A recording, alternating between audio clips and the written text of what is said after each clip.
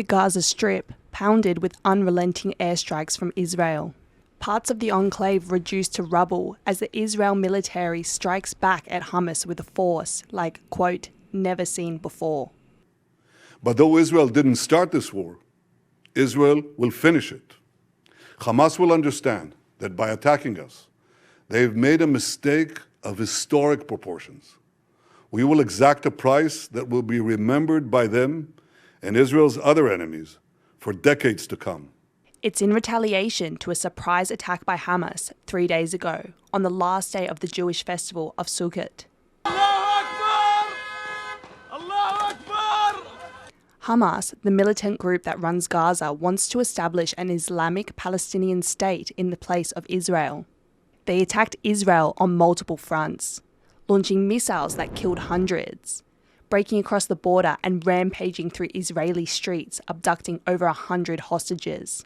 This footage shows a frenzied assault at a music festival, Hamas militants firing shots at anyone trying to escape, killing over 260 people and abducting many others.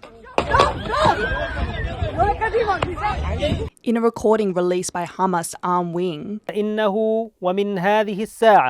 the group warns Israel they will broadcast the murder of one hostage for every airstrike launched on Gaza without warning. Relatives of those hostages are speaking out, including this woman pleading for the safety of her kidnapped 85-year-old grandmother. There's no reason in the world that elderly and women and kids and babies get kidnapped. There's no reason, and bring them back home. Whatever you do, just bring them back home.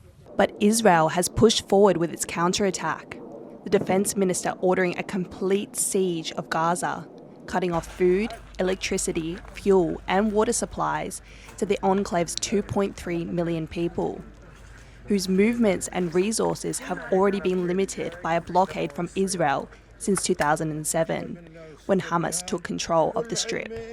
They are savages. Hamas is ISIS. And just as the forces of civilizations united to defeat ISIS, the forces of civilization must support Israel in defeating Hamas. Palestine's Prime Minister, who controls the West Bank but has no power in Gaza, weighed in, blaming the attack on Israel. هذه الأحداث وما يترتب عليها هي نتاج سياسة الحكومة الإسرائيلية التي تمارس أبشع صنوف العدوان والقتل ومصادرة الأراضي والاعتداءات على المقدسات وما يرافقها من إرهاب المستوطنين وممارستهم البشعة. It's an incredibly delicate situation, now sending ripples across the globe, with the United Nations worried about the humanitarian needs on both sides.